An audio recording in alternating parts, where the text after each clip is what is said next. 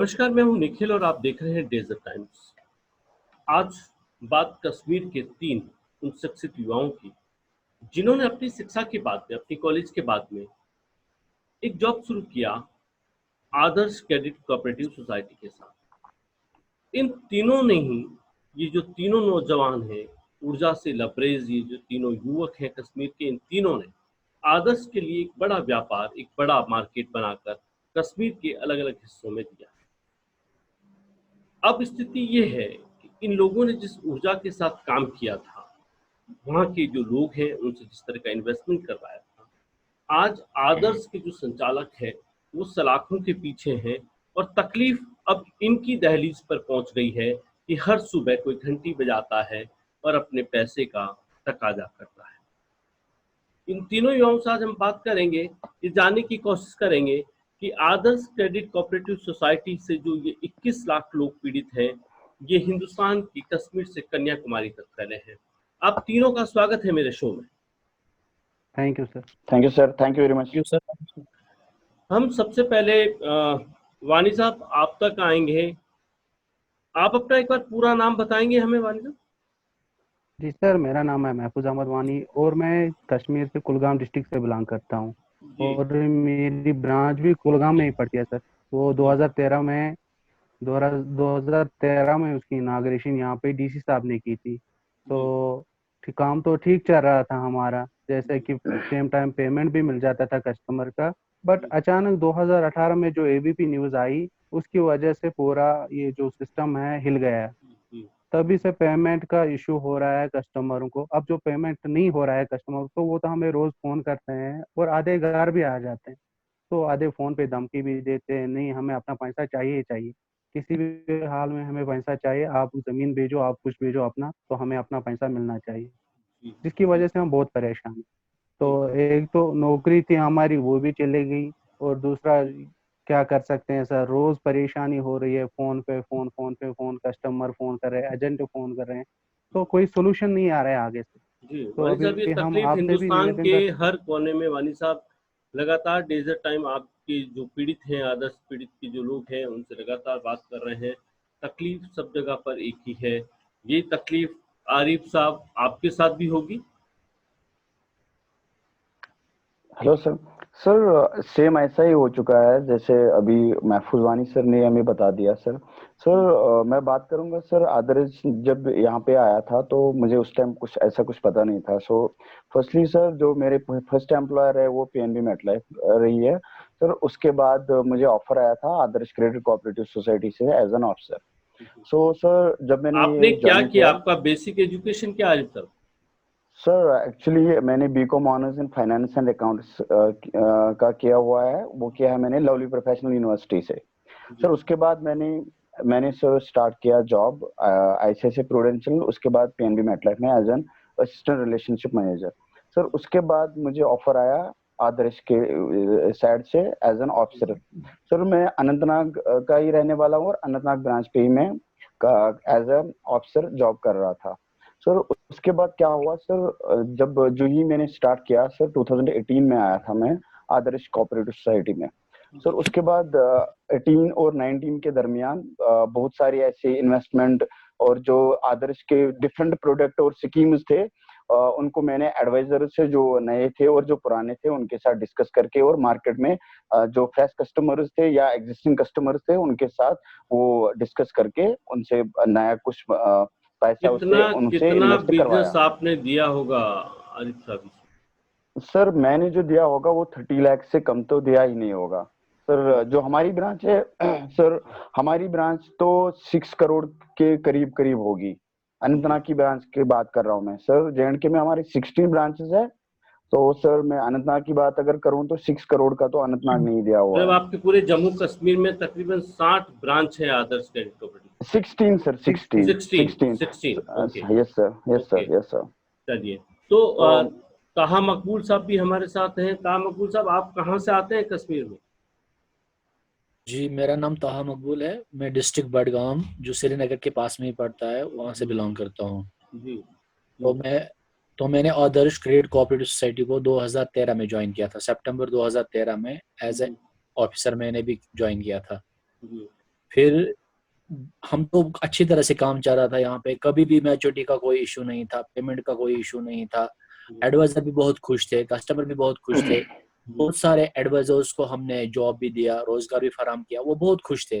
वो कह रहे थे कि हमें यहाँ पे जॉब भी मिल रहा है। तकरीबन हमने यहाँ पे 1,000 लोगों को 6 साल में जॉब भी दिया है एज एजेंट, और एम्प्लॉयज भी हम थे यहाँ पे, तो हमें भी अच्छा रोजगार मिलता था। सैलरी भी टाइम पे आती थी, मैच्योरिटीज भी टाइम पे होती थी, कोई कहीं से कोई इशू नहीं था। हर मतलब ये, हाँ, यहाँ पे हमें इतना मतलब यहाँ पे इसका अच्छा फैसला था, ट्रस्ट भी था लोगों के अंदर कि ये अच्छा काम कर रही है सोसाइटी। लेकिन कुल फिर मिला अचानक के बीच ये में, जो पूरा पैसा अब जो फंस गया है कानूनी दावपेच में, जो अनियमितताएं रही होंगी इस सोसाइटी में, और ऐसी और दर्जनों सोसाइटियां हैं जिनमें इस तरह की कहीं न कहीं अनियमितताएं रही और जिसके चलते आज इनके संचालक सलाखों में हैं। क्या जब से ये सलाखों में गए हैं, आदर्श क्रेडिट कोऑपरेटिव सोसाइटी की जो आपकी हेड ऑफिस है अहमदाबाद में, सिरोही में, राजस्थान में, वहाँ कहीं आपकी किन्हीं अधिकारियों से बात हुई है? हेलो। हाँ हेलो सर। सर। तो आपकी वापस इनमें से किसी से बात हुई है?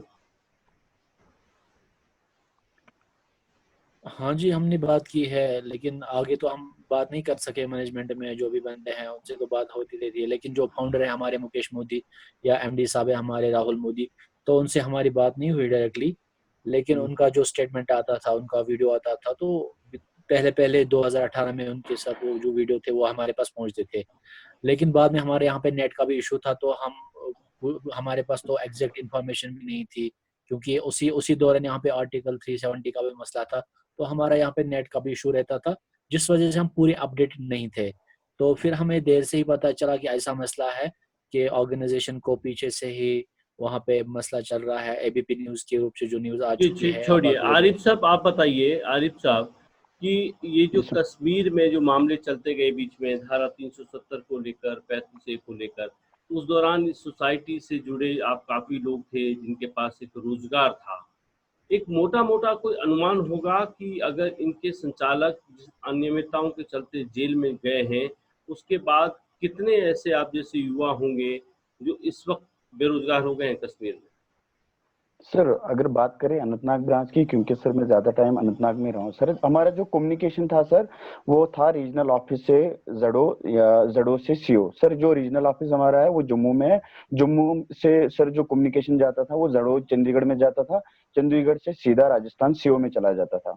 सर जैसे हमारे पास स्कीम्स आती थी तो हम लोग उसी दिन, अगर फर्स्ट के नहीं, मैं पहले ये वीक जानना में। चाहता हूँ कि इस आदर्श के बाद में कितने लोग होंगे आप जैसे युवा जो इस वक़्त बेरोज़गार हो गए?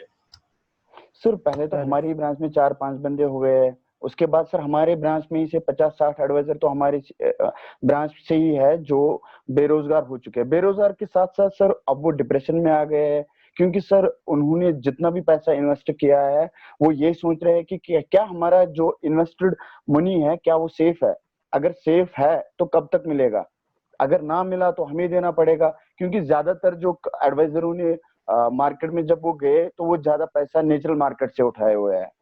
क्योंकि सर हम जो आदर्श में जितना पैसा हुआ है ज्यादा से ज्यादा नेचुरल मार्केट से आया हुआ है। उसके बाद सर एडवाइजर्स अगर डोर टू डोर गए हैं, क्योंकि आदर्श के पास बहुत अच्छे प्रोडक्ट थे जो अट्रैक्टिव थे, जो कस्टमर को अट्रैक्ट कर सकते थे, तो उन्होंने जब वो भेजा तो मोस्टली यहाँ पे जानते नहीं थे आदर्श को। पहले ये एसीएस क्या है किसी को पता भी नहीं था। तो एडवाइजर ने अपने दम पे लिया, अपने कंधों पे लिया है, ये सारा बोझ उन्होंने कंधों पे लिया और एक बुनियाद बड़ी खड़ा कर दी, आदर्श को बना लिया इतना बड़ा होके। लेकिन अब वो सारे एडवाइजर अभी डिप्रेशन में आ चुके हैं, क्योंकि कस्टमर्स डायरेक्टली उनको अब कॉल कर रहे हैं कि हम लोगों को तो ये पता भी नहीं था, आप लोगों ने हमारा पैसा डुबा दिया है। सर बात अब गवर्नमेंट की यहाँ पे सोच जरूरी है कि उनको सोचना चाहिए। हम लोगों ने बस एक बंदे का यहाँ पे रोजगार नहीं आपने छीना है कश्मीर सर। गवर्नमेंट को कहीं कुछ लिखा है? आप जैसे युवाओं ने सर कुछ?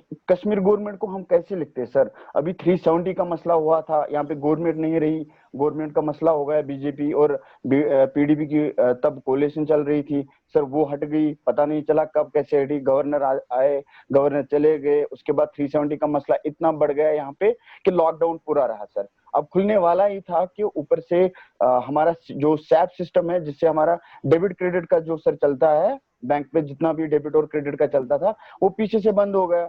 हमें बोला गया कि सर डिफॉल्ट हुआ है कुछ, लेकिन गवर्नमेंट ने पीछे से लिक्विडेटर अपॉइंट किया कि चलो हम लिक्विडेट करते हैं।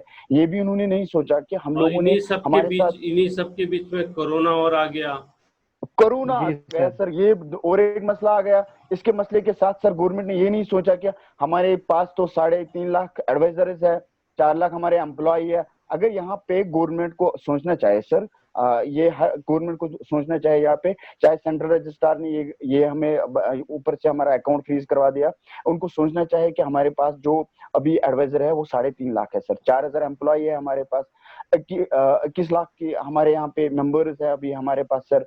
इनको सोचना चाहिए कि इनका तो रोजगार तो चला ही गया, इन्वेस्टर्स इतने बंदे बैठे हुए हैं, एडवाइजर बैठे हुए हैं, अगर कहीं पे मैनेजमेंट की कोई प्रॉब्लम है उनको आप एनालाइज करो, उनको आप, अगर आपको लग रहा है कि कोई पेनल्टी हमें देनी है तो दे दो पेनल्टी, अगर आपको लग रहा है कि किसी को पुनिश करना है तो उसको पुनिश कर लो, आप मैनेजमेंट चेंज करो, आप बोर्ड ऑफ डायरेक्टर्स को चेंज कर लो, आप अगर आपको लगता है कि हमें रेगुलेट करना चाहिए तो आप रेगुलेट करो, अगर आपको लग रहा है कि नहीं लिक्विडेट करना चाहिए तो आप लिक्विडेट अपने टाइम पे कर लो। अभी ये सर केस पे केस, हमें तो कुछ पता ही नहीं चल रहा है सर। ईडी यहाँ से बोल रहे हैं कि हम लोगों ने यहाँ पे इतना जब्त किया हुआ है, इतनी प्रॉपर्टी हमने जब्त की हुई है, वो तो जब तक वो ईडी के पास रहेगी तो वो लिक्विडेट तो कर ही नहीं पाएंगे। और सैप नहीं चल रहा है तो बिना सैप के तो लिक्विडेटर को पता भी नहीं चला है कि किस बंदे ने कितना इन्वेस्ट किया हुआ है।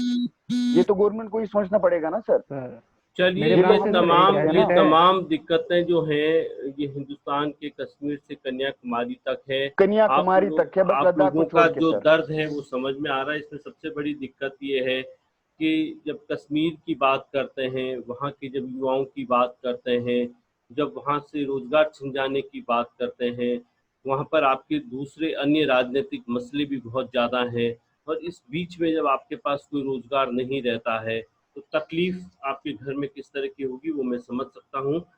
फिलहाल तो यही है कि आदर्श पीड़ित से जुड़े जो लोग हैं, इस आदर्श क्रेडिट कोऑपरेटिव सोसाइटी से जुड़े जो भी पीड़ित हैं, इन सब की आवाज़ को हम दिखाने की कोशिश कर रहे हैं ताकि हुक्मरानों के कानों तक ये तो पहुँचे कि एक सोसाइटी की अनियमितताओं के चलते अगर संचालक सलाखों के पीछे हैं, लेकिन जो सलाखों के बाहर हैं वो इनोसेंट लोग जिन्होंने इन्वेस्टमेंट किया, वो एडवाइजर, वो एजेंट, वो एम्प्लॉय, जिनकी अब माली हालत खराब है, उनकी तरफ सरकार कोई कदम उठाए। धन्यवाद आप तीनों का हमसे बात करने के लिए, बहुत बहुत शुक्रिया आप थैंक यू, तीनों का। Thank you thank you sir. Very much sir. शुक्रिया।